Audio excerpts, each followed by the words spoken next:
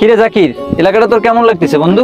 এলাকা তো ভালো লাগতেছে, কিন্তু এই জায়গা তো অনেক নিরিবিলি, মোর কিন্তু ভয় আর চল মোরে চল বাসায় যাই আর একটু ঘোরাফেরা করি, তারপরে যাই। ঝামেলা মামেলা হইলে কিন্তু বিপদ, কিন্তু চল।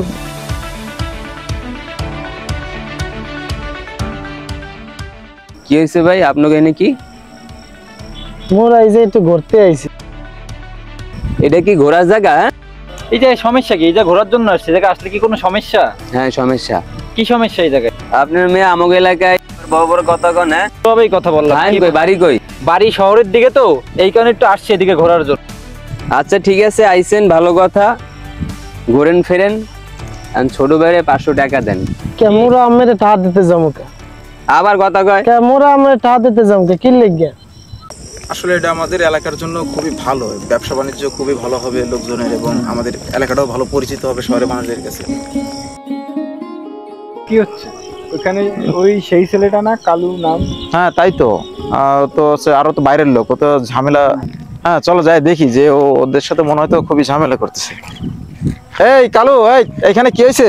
আরে ভাই বললেন না, ও কোথা থেকে এসে আমাদেরকে বলতেছে এখানে নাকি আসলে টাকা দেওয়া লাগে নাকি। এরে উল্টা পাল্টা সেই তো বকতেছে আমাদের সাথে। আর দেখেন তো ভাই, আপনাদের কাছ থেকে টাকা চাইছে? হ্যাঁ আমাদের কাছে বলতেছে টাকা দেন আমাকে 500 টাকা।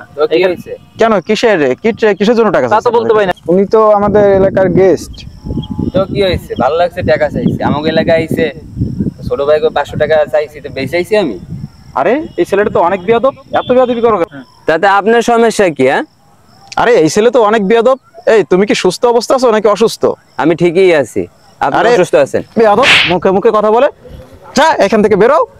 আর কোনদিন যদি দেখছি এলাকায় কোনো মেহমান আসলে তাদেরকে সাথে অসভ্য ব্যবহার করতে এবং চাঁদাবাজি করতে, এদিন কিন্তু তোমার আব্বার কাছে যা নালিশ করবার, তোমার নিয়ে কিন্তু চেয়ারম্যানের কাছে বিচার বসাবো।